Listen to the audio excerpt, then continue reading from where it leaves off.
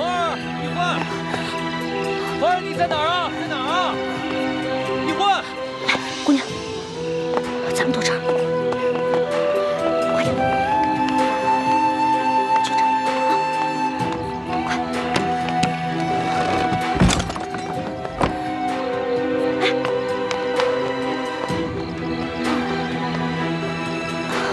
姑娘，没事吧？姑娘，一环，环儿，一环。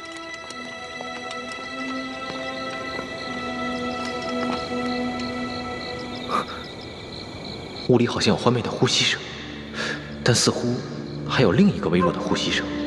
欢妹竟然没有发声，定是事出有因，不便现身。这丫头跑哪儿去了？这丫头真是太不让人省心了。一欢，没事吧？你脸白成这样，是不是特别饿啊？来，姑娘，吃吧。啊，谢谢。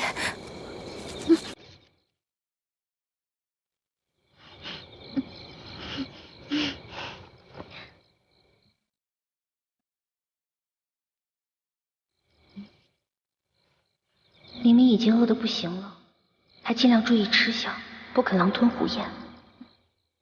看来应该是出身名门的大家闺秀啊。不好意思，我已经2天没有吃东西了。谢谢女侠仗义相救，谢谢女侠。别，太客气了。姑娘，我看你也不像这个村里的人，你为何一个人啊？你从哪儿来啊？要去哪儿啊？小女子本是山西太原府人士，途经此处，看到一处空的房屋，本打算暂借一宿，谁想到我刚住进去，就有2个官兵闯了进来，说我强占民宅，要抓我去见官。幸得女侠出手相救，小女子感激不尽。嗨，我根本不是什么女侠，我跟你一样，是途经此地的过客。你我相遇也算是缘分，不如互相留个姓名，他日江湖再见的时候也是朋友了。我叫易欢，你呢？哦，是易女侠。易女侠武艺高强，又仗义助人。小女子能够结识易女侠，是小女子的荣幸。嗨，小女子的贱名不足为道。只是我这出门在外，身上的盘缠没有带足。易女侠家住何处啊？小女子平安回家之后，一定备下薄礼，登门致谢。口风倒是挺紧的，不肯说自己的姓名，反倒盘问起我来了。谢就不必了。我看咱俩年龄相仿，我是顺治12年5月初4生的。不知道该管你叫姐姐还是妹妹啊？小女子出生于顺治11年3月初8，可不就是舒婉欣的生辰？那你比我大，我应该叫你姐姐。姐姐，你一个人手无缚鸡之力，怎么就跑到这儿来了？也没个伴儿陪你啊？唉，2个月前，家父把我献给一个有权有势的男人，那个男人要在很多姑娘当中挑选妾室，我是备选之一。没想到我还没有到那个男人家，就阴差阳错被人劫走了，直到近日我才侥幸逃出来。这个有权有势的男人，指的应该就是龙小弟了。还有此等事情啊？那你逃出来以后，为什么不去报官啊？你现在难道要去找那个有钱有势的男人啊？不是这样的。我未曾去报官，是因为那些劫走我的人固然可恶，但是我不恨他们，反而心存感激。为什么呀？家父把我献给那个有权有势的男人做妾，并非出于他的本意，实在是那个男人太有权势，家父不敢违逆，因此我在心里早已发了誓，若被那男人选中为妾，那我便以死明志。其实那个男人有权有势，也是个不错的归宿啊。你宁死不从，莫非？我看你戴的这块玉应该是鸳鸯玉吧？你戴的这块是雄的，那雌的那块，莫非姐姐已经有心上人了？啊，那我明白了。怪不得你从劫匪那儿逃了以后不去报官，你现在是想去找你心上人啊？实不相瞒，我自幼丧母，和爹爹相依为命。我是真的想在我出走之前，悄悄回一趟家，去看看家父最后一面。他说去看家父最后一面，然后就私奔。那如果他发现他爹快死了，那他肯定就忍不住露面了，这不就麻烦了吗？这院里有人！嘘，一群窝囊废，这事儿还得麻烦我。行了行了，想不到这姓杨的居然能听出我们的呼吸声，那我肯定应付不了，不如叫救命吧。不行啊，要是这样就惊动了龙小弟和索额图，那就更糟了。姐姐，我们躲到那边去吧。走，好，快。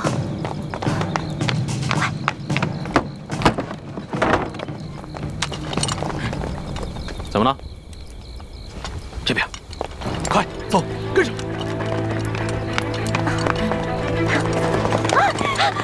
这边，在那边，追！站住！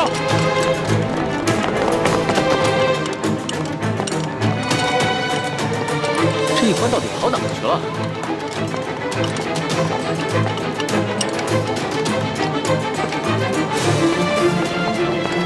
站住！姐姐，姐姐，没事吧？别动，别动！你们干什么呀？不干什么，来呀，拿下带走。是。等会儿，你不是？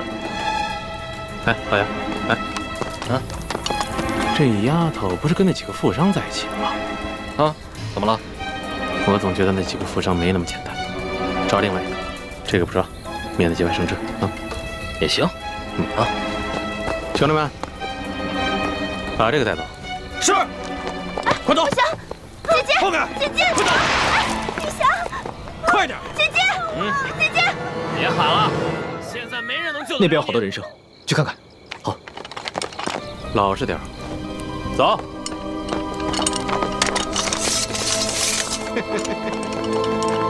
小妮子，没看出来还是个练家子。之前是不是把我的兵给打了？你脾气还真是烈呀！不过爷就喜欢骑烈马。之前你不是说要来挖我的眼珠子吗？现在看来，只能是爷挖你的肉了。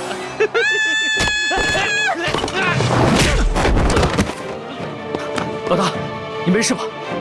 我没事，没事。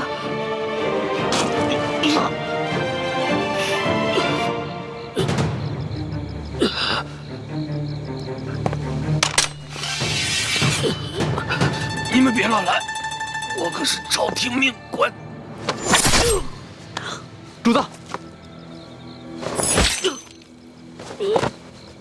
他敢轻薄一环，死有余辜。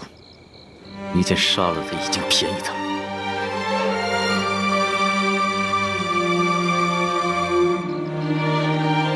这还是我平生第一次亲自动手杀人。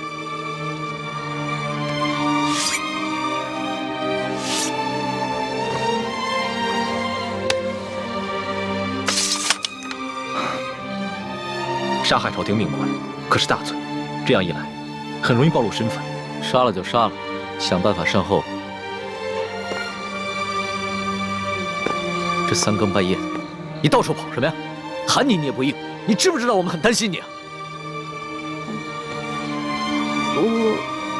我是晚上没吃饱饭，本来想看看村里有没有什么鸡填饱一下肚子，结果找了一圈没有，就遇上这个坏蛋了。饿死鬼投胎啊！天天就想着吃，除了吃你还能知道什么呀？我还知道饿。你看看你这个妹妹，脑子里装的都是什么东西？陈妹从小生活艰苦，所以一有机会就惦记那张嘴，让主子见笑了。我知道，你们曾经都吃了不少苦，但现在跟了我，会保你们一世荣华富贵，再不受半点苦头。谢主子恩典。主子，光让我们两个不受苦也不行啊，你要让全天下的老百姓都不再受苦才是，这才是最重要的。我知道，我的老大虽然贪吃，但不贪心，更不自私，心里边天天装着天下百姓，真是我的良师益友啊！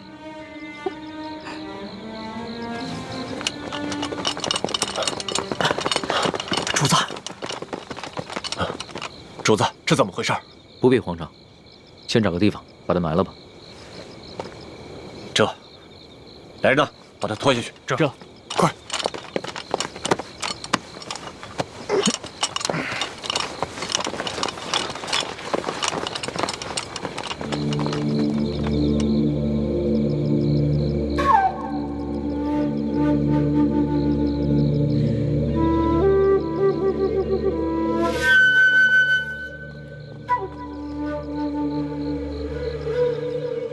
主子，那个杨八总的尸体，我已经在外面埋好了，同时奴才安排了人手，守住了各个路口，现在连只苍蝇也不会再飞进来了。办得好。对了，再有人来打探消息的话，先不要杀掉，悄悄把他们拿下，找一个地方关押起来，到时候他们也是仁政之役。这，还有，这村子里边剩下5户人家11口人，但他们全都是老弱病残。左土，挑几个可靠的人去找一个安全僻静之地，务必在天亮之前把他们全部转移。这，哦对了，他们都是老弱病残，就把我那辆马车拨给他们。这，马三，我们走。这，咱们也都准备一下，天一亮我们就要离开这个院子。主子，这才3更天，你先回屋休息吧，等我们收拾好了以后再叫你出来。好，明儿再赶1天的路就能见到书剑了，到时候肯定有很多事情要等着我处理，所以啊，我是应该好好养养神了。那我给您点一炉安魂香吧，不然你睡不好又该胡思乱想了。不容易啊，会体贴人了啊。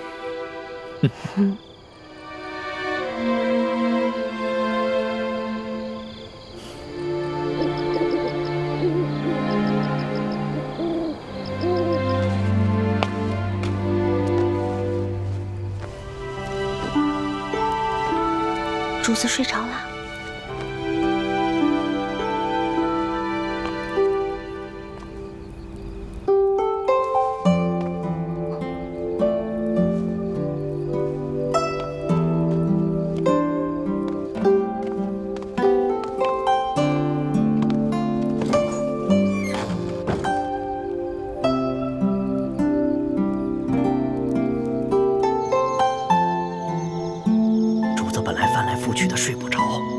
闻了你一个什么香，马上就睡着了。你说，你到底给主子闻的是什么香？就是普通的安魂香，您放心吧，对身体无碍的。真的？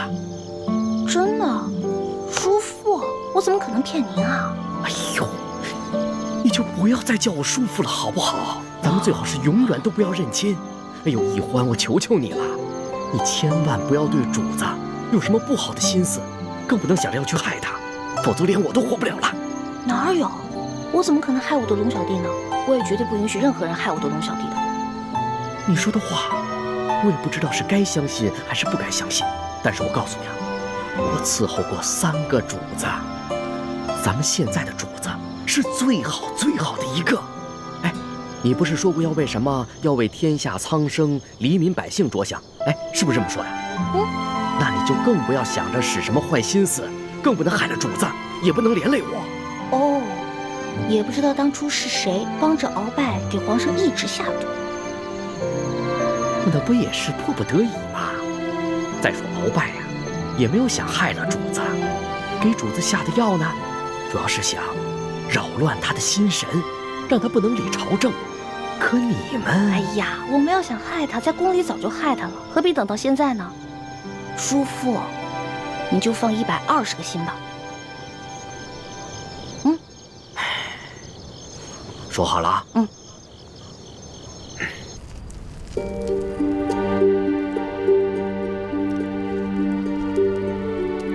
我给康熙下的安魂香的分量很轻的，索额图在安排村民，很快就会回来，咱们得抓紧时间。你能确定那姑娘就是舒婉心吗？我看看。当然了，我生辰都对了，错不了。幸好他被刘德昭的小舅子给抢走了，否则被索额图发现，那可就麻烦了。可他现在落在恶霸手里，不定后果怎么样呢？咱们得去救他。都什么时候了，你居然还想着去救舒婉心，怎么敌友不分呢？六师傅，他不是咱们的敌人，他是无辜的。他威胁到咱们的大业，那就是我们的敌人。可是你这话说的不对，六师傅。怎么不对了？我们替先帝报仇，光复大明，那才是大是大非。这些小事情根本就不用计较。六师傅，奕欢说的没错，舒婉心必须得救。他从明珠谷逃出来以后，一直没有报官说出自己的真实身份，是想着悄悄和自己的心上人私奔。但眼下他落在了刘德昭小舅子手里，为了自保，他很有可能说出自己的身份。刘德昭知道真相后，必定会上报朝廷。那样的话，倾城的身份也会暴露。可我们眼下怎么救呢？我们亦不熟悉路线，又不知道他们把人抢到了何处，而且这天就要亮了，实在是来不及啊。这样吧，一会儿我装病，留下来和那些村民一起去休养。等你们走之后，我就会悄悄地去找舒婉心。如果她没有暴露身份的话，那我就会把她救出来，并把她送到明珠谷。倘若她暴露了自己的身份，那我只能杀了她，和所有知情的人以绝后患。六师傅，你不能这样。如果这样滥杀无辜的话，跟当年清军杀无辜的老百姓有什么区别啊？欢儿，你怎么跟六师傅说话呢？师傅，你别生气啊。奕欢他就是这样，说话不知轻重。我看要不这样吧，如果这个舒婉心说出了自己的真实身份，那六师傅就把那些知情人士杀了，留舒婉心一条命，把她送回明珠谷就是了。是啊，六师傅，那些狗仗人势的东西本来就死有余辜，杀了也算是替天行道。但是舒婉心是无辜的，我们不能伤害她。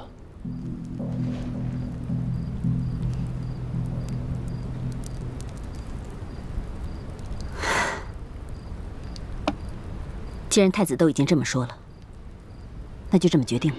谢谢六师傅。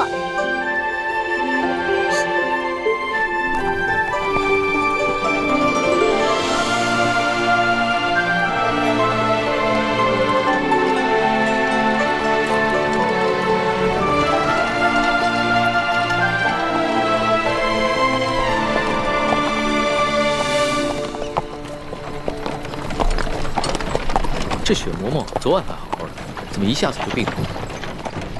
其实昨天白日里，雪嬷嬷就有些不舒服，她只是在硬撑着，没敢禀报主子。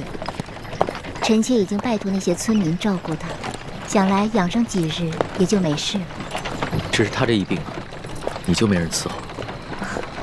主子能够恩准臣妾出宫省亲，已经是对臣妾格外开恩了。这些小事情，臣妾自能克服。还是你省心，不像某些人，就知道给我添乱。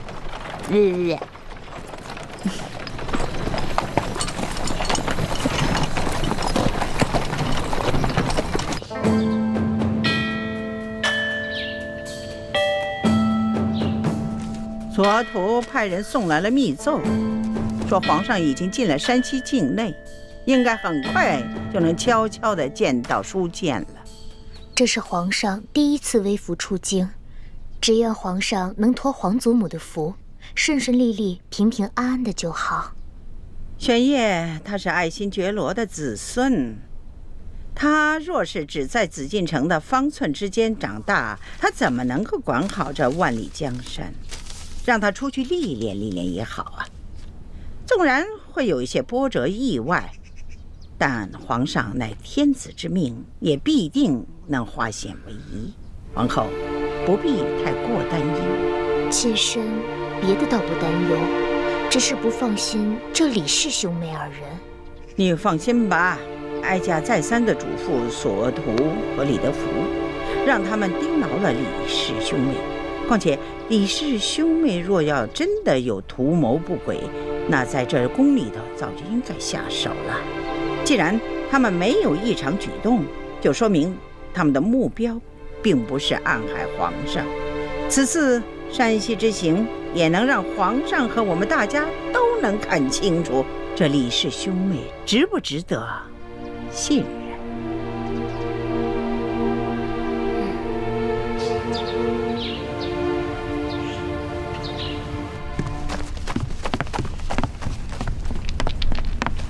官儿啊，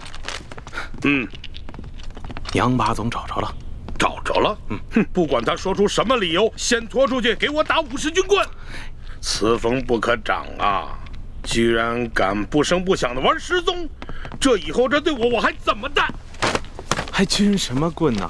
人是找着了，在一棵杨树底下埋着呢。死了，死了，肋骨断了几根，而且被一箭穿心。我纳闷呢，淮阳村的10几个村民没这个能耐啊，除非是那几个外地来的客商，他们带了一群保镖，而且个个身手不凡。二公子，这钦差大人迟迟不来，难道咱们就一直在这傻等吗？时常有人在皇上面前进谗，说我们平西王府的人居功自傲，不把朝廷放在眼里。眼下出了这么大的事，皇上又特命钦差来此查案，我等自然应该恭敬些，以免落人口实才是。二公子，如此维护平西王府的声誉，若是让王爷知道了，一定会非常欣慰的。我只是在做我的分内之事，我父王知不知道，都不重要。所以说，王爷的这几个儿子里，就属二公子最为人后。吴公子，钦差大人还没有来吗？啊，应该快了吧？那我们兄妹二人可需要回避一下。那倒不必，二位都是我无应期的朋友，刻意回避当然不需要。但是，如果二位不习惯接待朝廷要员的一些繁文缛节，当然也可便宜行事。待我事情处理完毕之后，再与二位一同上京。那我们多一事不如少一事，不如我们就留在自己房里吧。也好，那就随姑娘的意。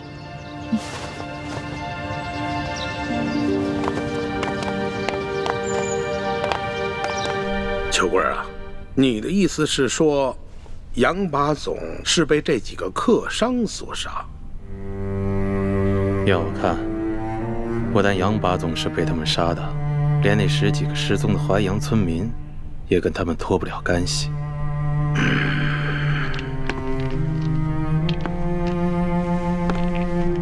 老爷，我看这几个客商身份可疑，行踪诡异，您是不是得派人去查一查？他们究竟从何处入我山西境内，又去往何处，有什么来头？香娥，卑职在，此事就交由你去办。卑职遵命。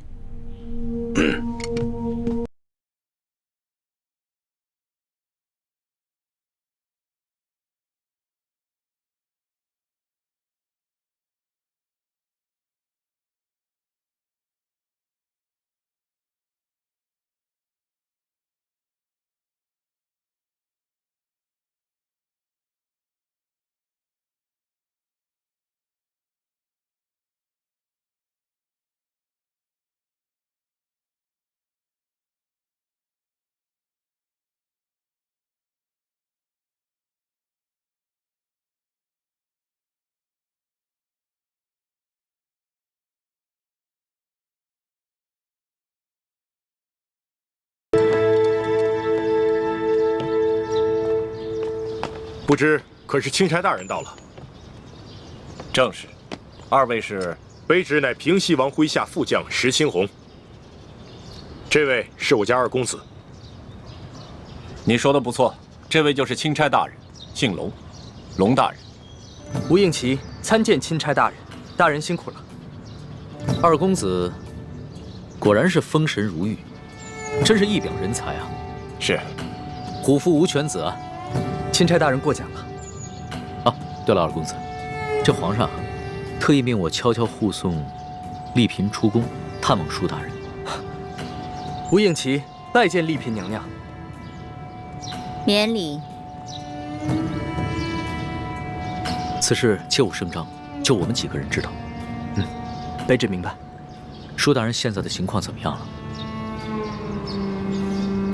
至今一直昏迷未醒。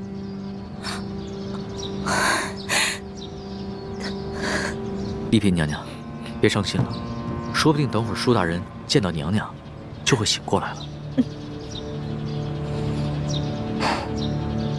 秋官啊，你说这几个村民怎么会无缘无故的失踪了呢？而且这些剩下的村民皆是一些老弱病残，你说他们都去了哪儿了呢？要说他们杀了杨把总，是因为杨把总调戏了那个客商的婢女，他们失手杀人再埋尸，这说得过去。可是为什么要带走那10几个村民呢？这不合乎情理啊！难不成他们是想将这些村民留作证人，将来去京城告御状不成？有这个可能。华阳村的梁老婆子一直都是个刺儿头。哎，你想啊，他儿子告状被咱们给弄死了，他孙子接着告，咱们给他发配关外，他能跟咱们善罢甘休吗？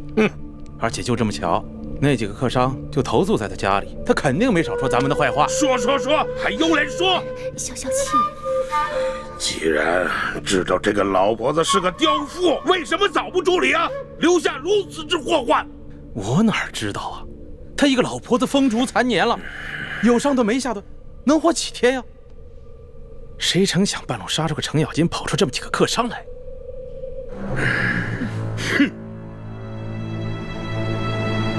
听密报说，这书建前1个月以前曾向皇上上了一道密折，举报我和整个山西官场的官员。当时皇上忙于敖中堂的事情，所以将此密折留中未发。现在敖中堂已经被皇上给捐尽了，看来这皇上可以腾出手来，有时间整顿吏治了。难不成那几个神秘的客商是来自京城的密使？什么？什么意思啊？什么意思啊？来干什么来了啊？你慌什么？我告诉你，现在整个山西的官场那就是铁板一块，只要舒建一死，任谁都查不出什么。你说的轻巧，舒建什么时候死啊？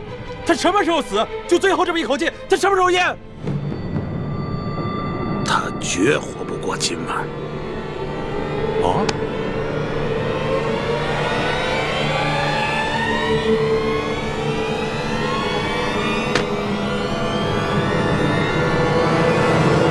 龙大人，您陪着丽嫔娘娘先去探望舒大人，卑职带着手下把这驿馆里里外外都搜查一遍，布置好安防。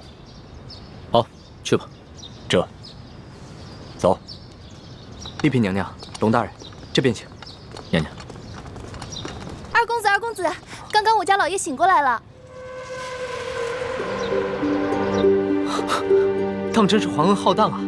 这丽嫔娘娘和钦差大人一过来，舒大人就醒了。看来真是被本钦差给说对了，舒大人一定是知道丽嫔娘娘要来探望他，激起了他的求生欲望，所以他就醒了。多谢大人吉言，这都是托了皇上的福。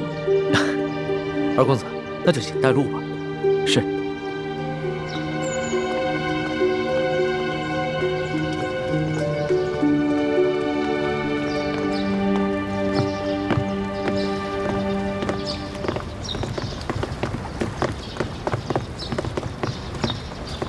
娘娘，舒大人就在这个房间养伤。哦，对了，皇上有一封密诏要我单独交给舒大人。有劳二公子先行回避一下。啊，好，那我等告退了。嗯。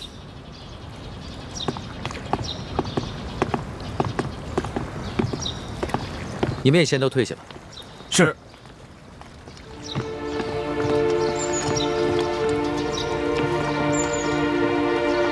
一欢，你们3个就先在门口候着吧。好，这婉欣，等会儿见到你爹，一定要控制住自己的情绪，千万不能太过激动或者悲伤，要不然的话，很可能会刺激到你爹。这样的话，他的伤势很可能会更加严重。是，臣妾遵旨。进去吧。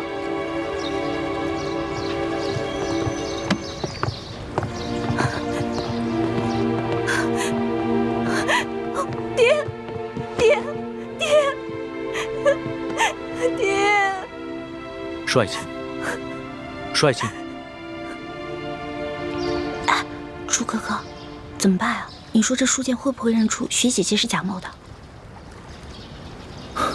谁也没想到书剑还能醒过来。事到如今，只能随机应变了。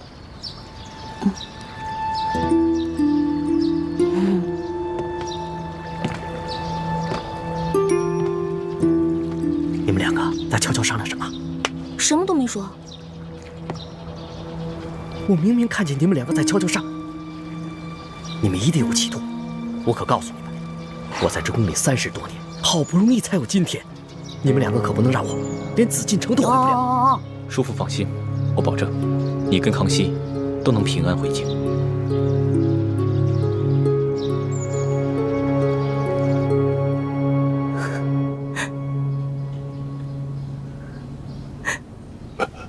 皇上，先别急着起来，安心躺着。舒爱卿，不仅朕来看你了，你看看，还有谁一起来了？爹，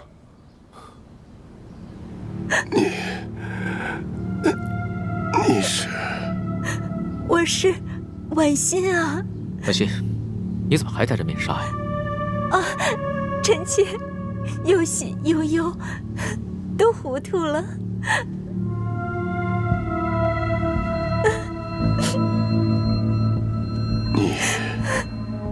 你是婉欣？真的是婉欣吗？你怎么来了？舒爱卿，朕知道你只有这么一个女儿，所以啊，朕特意带她来一同探望你。临出宫前啊，朕已经封婉欣为丽嫔了，入主永和宫。谢主隆恩。婉欣啊，你既然封了嫔，你就是爹的主子了。从今天开始，不要再来看爹了，要好好的伺候皇上。婉欣啊，你忘了刚刚朕怎么跟你说的？别老顾着哭啊！皇上，臣妾忍不住，臣妾忍不住。行了，那你先去一边，稳定稳定心思。朕先和你爹说几句话。是。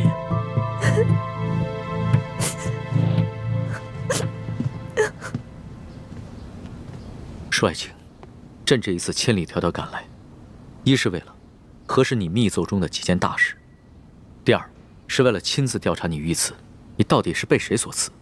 为什么他们要行刺于你？他们是不是因为知道你给朕上了密奏，想要灭口？不是灭口，是想要金钥匙。此刻身手非凡，绝非普通劫匪，是臣拼死保护金钥匙，才被打成了重伤。那你这么说的话，凶手应该已经知道了金钥匙的秘密。你能不能认得出来，他们的身手到底是出自哪里？不知道，臣只知道，在事发的前一天晚上，平西王府秘密的派了个人来。舒爱卿，婉欣，快倒水来。是。帅清，帅清。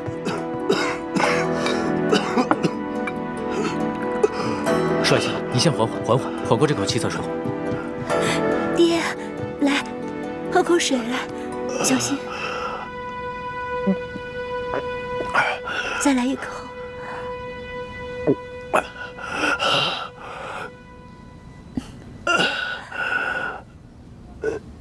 怎么样，好些了吗？你刚刚说的平西王，平西王派谁来？派他来做什么？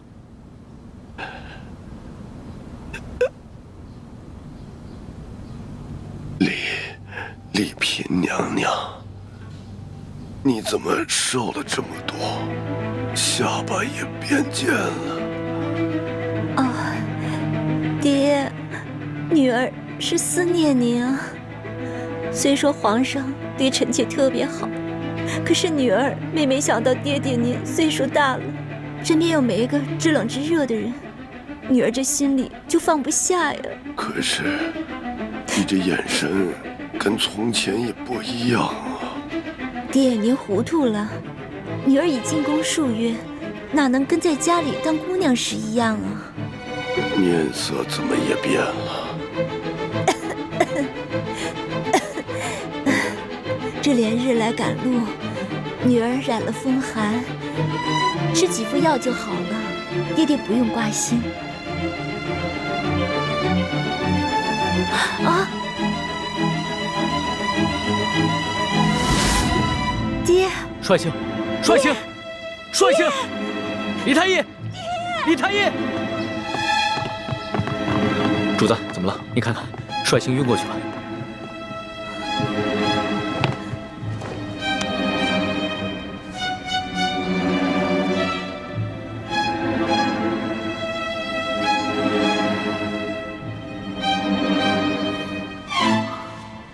主子，舒大人的脉象很不好，只怕随时都可能。啊！那可还有救？真尽量一试。只是舒大人本就重伤未愈，又元气大伤，好不容易见到了主子，还有丽嫔娘娘，难免心情激动，多说了一些话，自然便撑不住了。至少3日之内，不宜再让他受到任何的刺激，更不能让他说话，否则再次耗损元神，恐怕就无力回天了。知道了，你先去煎药吧。臣遵旨。丽嫔娘娘，主子，要不然咱们也先出去吧，让舒大人好好在这儿静养一下。李德福，你留在这儿，亲自照顾舒剑。这。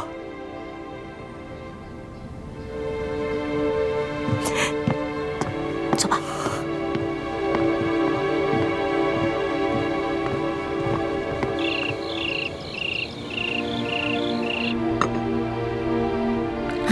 真没想到，这个舒剑受了那么重的伤，居然还能发现我跟舒婉欣的细微不同。多亏我在他的水里下了迷魂药，把舒剑迷晕了。婉欣，快倒温水了。是。帅清，帅清。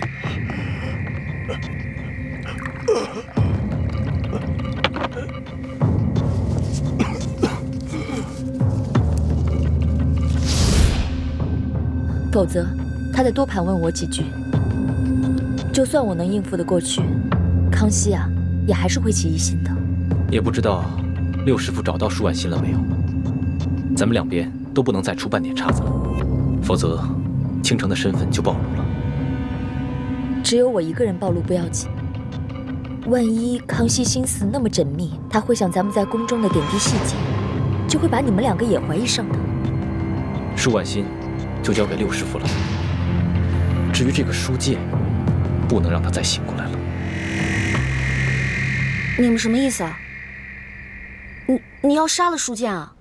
不行，我不同意。舒剑不同于鳌拜，也不同于刘德昭，在鳌拜权势熏天的时候，他却敢冒死向皇上上密折，为民请命，这样的好官你也要杀呀？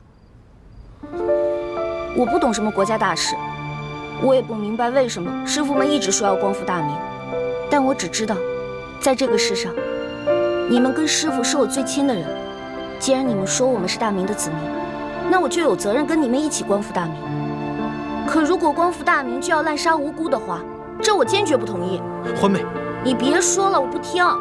如果你要真的杀了舒剑的话，我再也不理你了。大师兄，就算易欢不反对，我也觉得这件事要在驿馆这么多人的眼皮子底下杀了舒剑，这风险也太大了。稍有不慎，就会被康熙发现破绽，那我们不就前功尽弃了吗？那这样吧，我试着给舒剑的药中加入少量扰乱心神之药，让他暂时丧失神智。等将来风平浪静了，我再帮他恢复神智。到那个时候，我们也不必将舒婉心软禁在明珠谷了，他们父女也能够团聚了。这个我同意。你看，其实只要我们稍微用点心思，多为其他人考虑考虑，不就有两全其美的办法了吗？只是要让舒剑像鳌拜一样丧失神智，又不让人察觉，这难度比杀了他更大。但是为了不让你失望，我愿意冒险一试。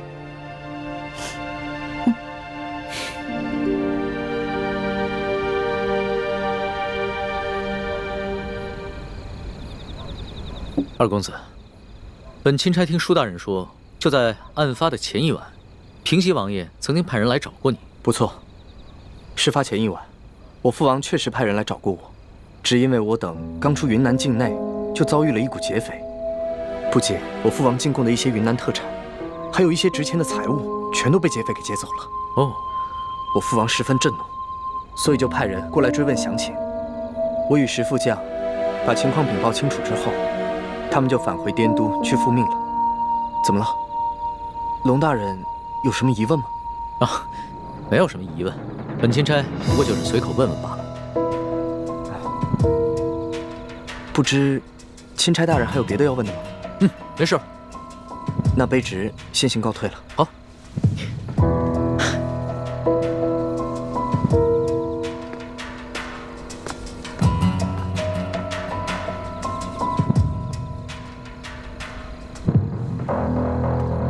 这吴应奇遇到舒剑之前，确实遭遇过劫匪，他们也向朝廷禀报过，所以我才会派舒剑护送他们进京。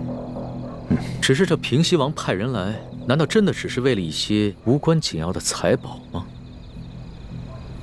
你怎么看？主子，您是不是怀疑这刺杀舒总兵的刺客和平西王有关？可是，如果这平西王早就知道这金钥匙的秘密，那何必先派自己的儿子把金钥匙送往京城，然后再派人半路去抢劫呢？那你觉得谁的嫌疑最大？奴才以为，这刘德昭可是鳌拜一手提拔的，鳌拜老奸巨猾，他会不会假意向皇上禀告这金钥匙的秘密，然后暗地里又派人悄悄地来劫呢？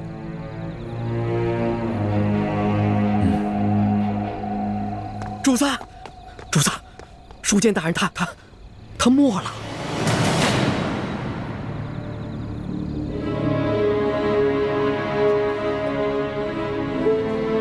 奴才一直听从主子的吩咐，守在舒剑大人的房门外，就连一只苍蝇也不让飞进去。可是刚半夜的时候，奴才就腹内疼痛，我等不及换班的人来，就去了趟茅厕，前后才一盏茶的功夫。等我回来，舒大人他就……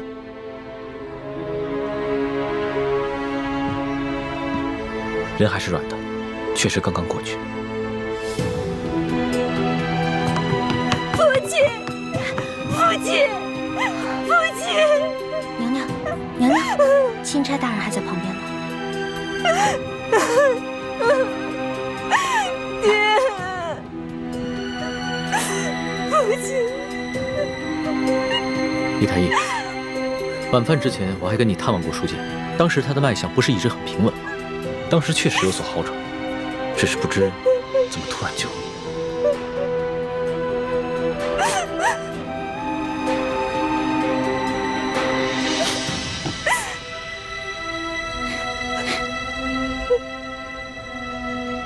怎么了？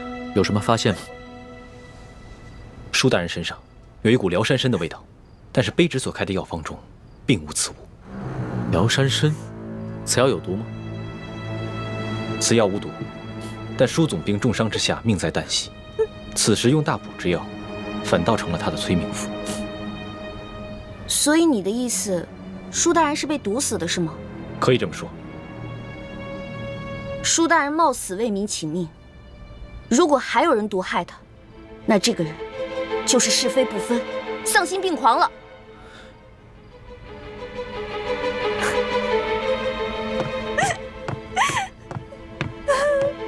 主子，卑职已将这驿馆里的所有人等全部都拘押起来了。好，你先分别询问，只要是有可疑的人，全部都带到大厅来，待会儿我亲自审问。这。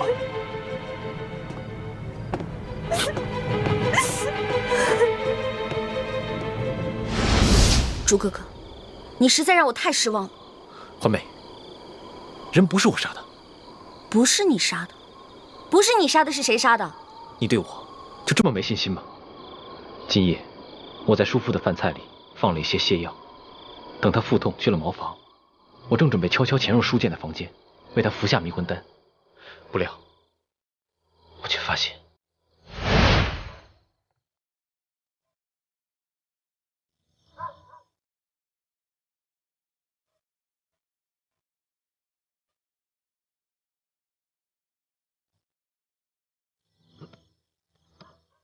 哦，肚子怎么这么疼啊？哎呦，咱家换班的人怎么还不来呀？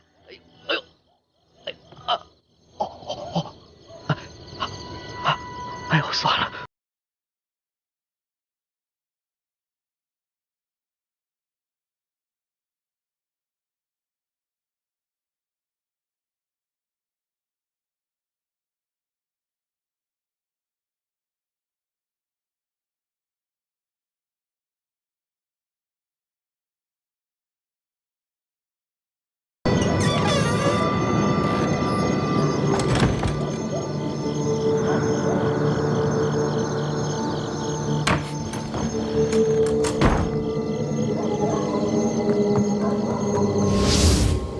你是说有人抢在你之前杀了舒剑？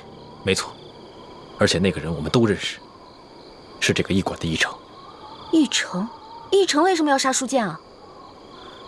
你就这么不相信我？康熙说什么你都信，偏偏我说什么你就不信。不是朱哥哥，你先别生气啊。现在听你这么一说，我心里的石头落地了。知道吗？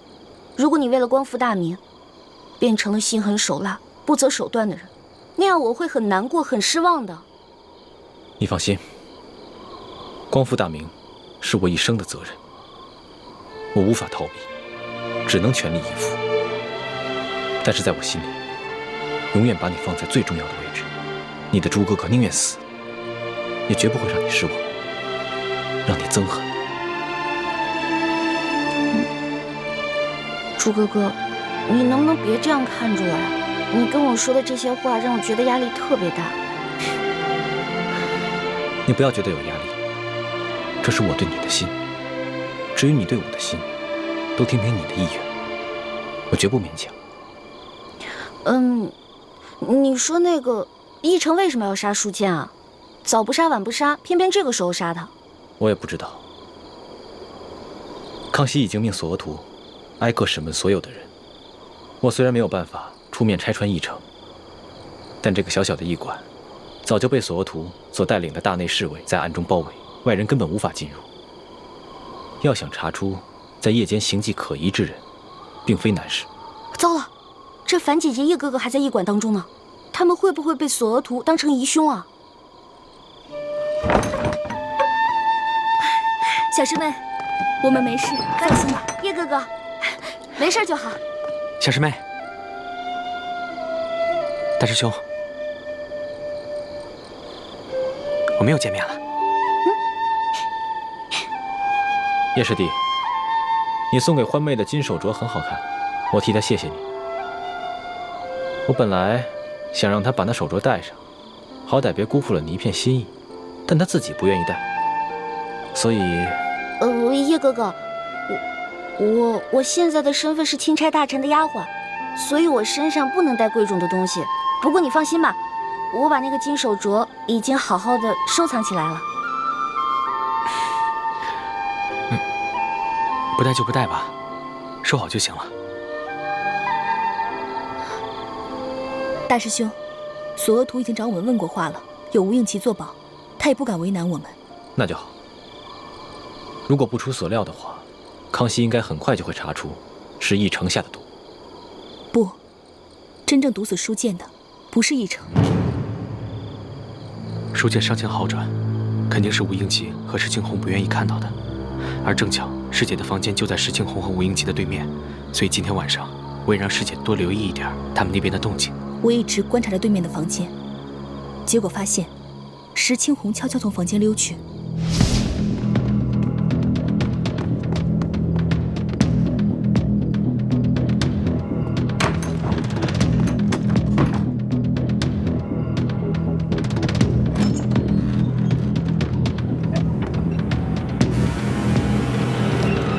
那个黑衣人就是石青红。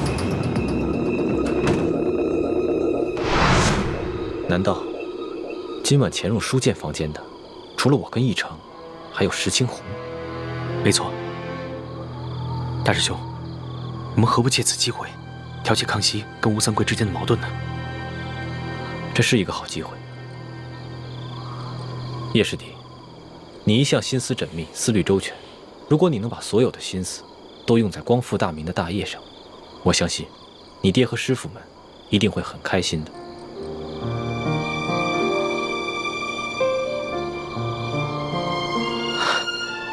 我知道了，大师兄，我一定会抛弃杂念，一心光复大明大业。好，但愿你能说到做到。啊，此处不是说话之地。索额图已经将驿馆的人通通绑起来，等着康熙亲自审问了。我和叶师弟也得赶紧先回房间了，你们也快点去听审吧。好，注意安全。走，注意安全啊！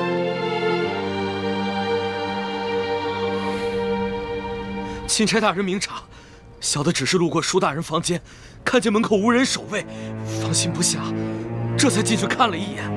怎么会是小的下药杀了舒大人呢？你还敢狡辩？本官已经问得清清楚楚，李太医开的药方中根本就没有辽山参。药铺的伙计也已经证实，今天下午你确实去买过这种药。驿馆的人也看到你夜半之时悄悄进过厨房。大人饶命！大人，小的是看着舒大人近日身子虚弱，想帮他进补，小的也不知道这补药居然还会杀人呢。到了现在你还敢抵赖，真的以为本官好欺骗是吧？你一个小小的驿丞，怎么会有胆子谋杀朝廷命官？肯定是有幕后主使。你最好从实给我招来，说不定我还能留你一命。回禀大人，小的冤枉。小的在药里面确实放了辽山参，但舒大人却非死于小人之手。今晚，小的端着药碗去给舒大人送药。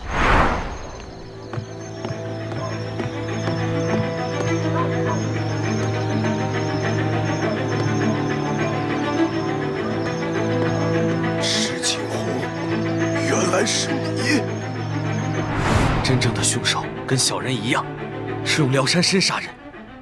小的听见舒大人在临死之前亲口喊出了真凶的名字，就是石青红。混账！你血口喷人！钦差大人，卑职今天晚上一直在二公子房间陪二公子下棋，这一点，二公子可以为卑职作证。不错，钦差大人，今晚石青红一直在我屋里与我对弈，直到听到舒大人身故的消息，我们俩才一起出来。钦差大人，此事非同小可。石青红是卑职的人，此事可是牵涉到平西王府的清誉。我父王历来是效忠朝廷，效忠皇上。我吴应奇也是深受我父王的教诲，对朝廷对皇上，那是忠心不二。还望钦差大人明察。二公子请坐吧，这点本官自有主张。石青红，你既是整晚都与二公子待在一起，那可有别人作证啊？房中并无他人。房间既无他人，那谁知道你是不是在包庇他呢？这位姑娘似乎对吴某有些敌意。休得无礼！这平西王乃是国之栋梁，朝中良臣，不可无端猜测。倒是你义成，你虽已承认有杀人的动机，可究竟是谁指使你这么干？无人指使，是小的与舒大人有私人恩怨。舒大人官拜3品，你一介小小义成，恐怕连给舒大人提鞋都轮不上，何来私人恩怨之说呀？不瞒大人，舒大人曾经因为小事，给了小的一马鞭，小的就此怀恨在心。但舒大人确实不是小的杀的，还望大人好好审问石青红。够了！我平西王府与你素昧平生，你为何硬要将这屎盆子扣在我平西王府头上？小的确实亲耳听见舒大人临死的时候说的是你的名字，小人没有撒谎。你石青红，不得鲁莽。钦差大人自有公道。义成，你本就是一个小小的义成，哪有胆子谋害朝廷命官？你最好老老实实的说出你的幕后主使，要不然的话，很可能会罪加一等，连累你的家人。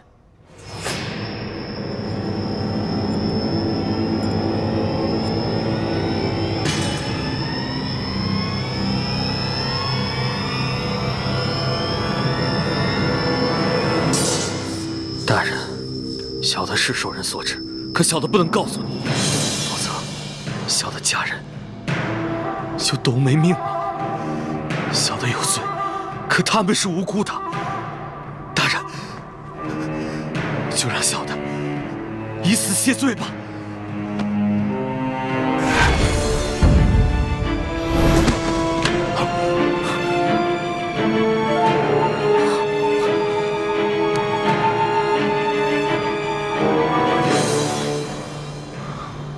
他舌下藏了见血封喉的毒药，见势不妙，便咬破蜡丸自尽了。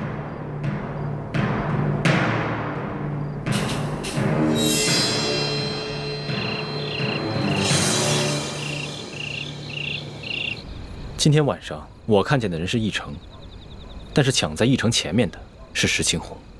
看来想对舒剑不利的，应该有3路人马。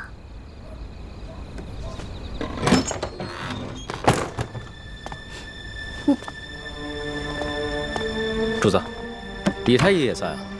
丽嫔娘娘悲伤过度，我来给娘娘诊脉，开一些疏散之药。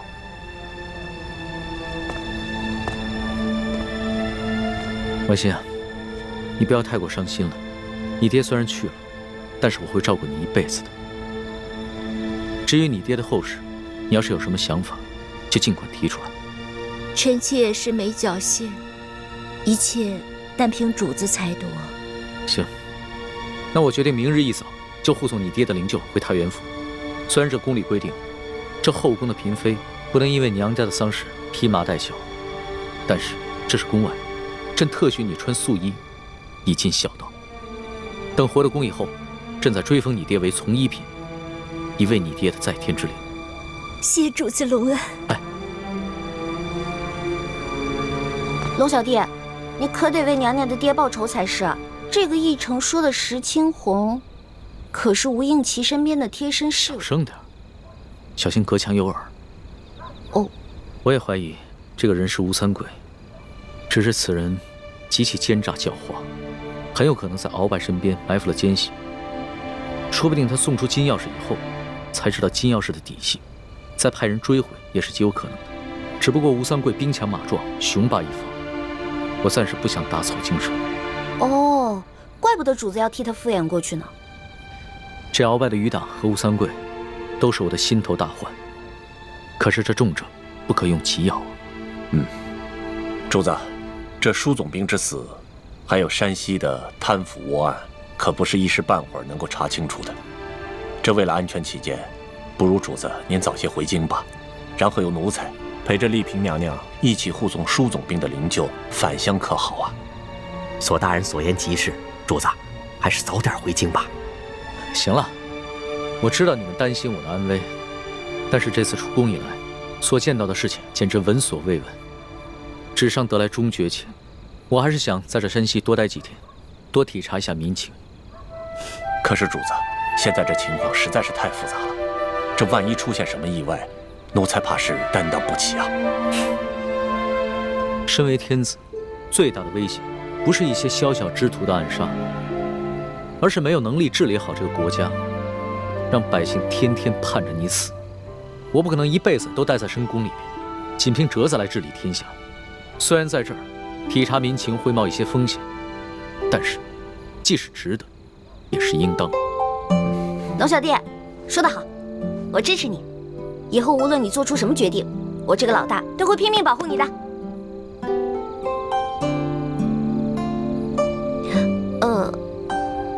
反正龙小弟说过，大清吹牛不上税嘛。老大，你虽然力有不逮，但其心可嘉。你这份情，我领了。主子，通宵审案，这天都快亮了，主子还是早点休息吧，保重龙体要紧。我哪还睡得着啊？天一亮，我们就出发吧。这，钦差大人，今天一早，石青红就去了那个义城的家，听其邻居讲，就在前几日，巡抚衙门的捕头在其家搜出一箱赃银，目前他的妻儿老小全都入狱了。本钦差明白了，多谢二公子。钦差大人，我无视父子，无论是对皇上还是对朝廷，那都是忠心不二。还望钦差大人回到宫中，在皇上面前多多美言。那是自然，只不过这未被盗的永历帝遗物，就有了二公子继续送往京城。咱们就此别过，后会有期。后会有期。大人，请上马。上。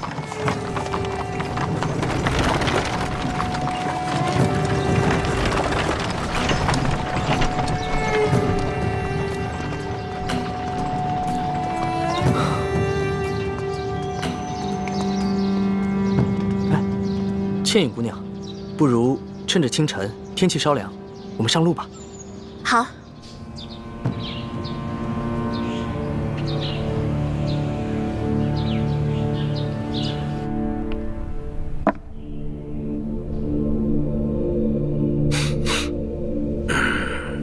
这钦差大人叫龙三，这满朝的官员之中，哪儿来的这号人物啊？这龙大人一行十分低调，一直身着便衣，从不惊动地方官府。一入驿馆，便屏退左右，要与书剑密谈。书剑因伤，未说几句便昏迷过去。义成原想在夜里投毒，接过了书剑，可没想到被平西王府的人抢了先。龙大人不敢得罪平西王，所以就把责任全都推给了义成，逼着他说出幕后的主使。哼，这不是自己给自己找麻烦吗？啊！本来这书剑御册与我们没有一文钱的关系呀。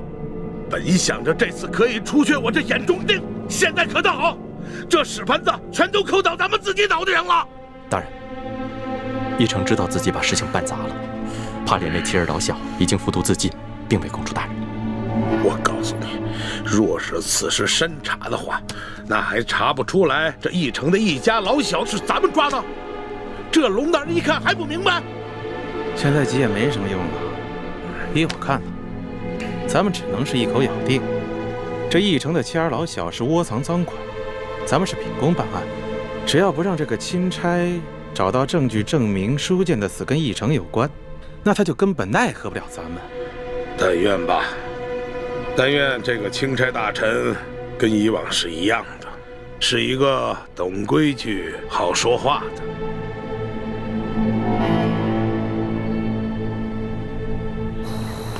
这吴应奇的反应还挺快，他连夜派石青红去这个义成家里查探。据他的意思，这个义成应该是受了山西巡抚刘德昭的胁迫，所以才会铤而走险，毒害书剑。主子，你可千万不能相信吴应奇的话，这事儿分明是吴三桂跟刘德昭两路人马都想刺杀舒总兵。这刘德昭想杀舒总兵，肯定是认为舒总兵手里有他的什么把柄，而劫走金钥匙刺杀舒总兵的人，肯定就是吴三桂那批人马喽。放心吧，我心里有数。龙小小弟，你一会儿别骑马了，骑马太辛苦，你还是上车来吧。那可不行，我现在的身份是钦差大臣，怎么可以跟丽嫔同坐一辆马车呢？再说了，这驿馆的风声闹得那么大，肯定已经传出去了。要是我的身份也暴露的话，那可就真的危险了。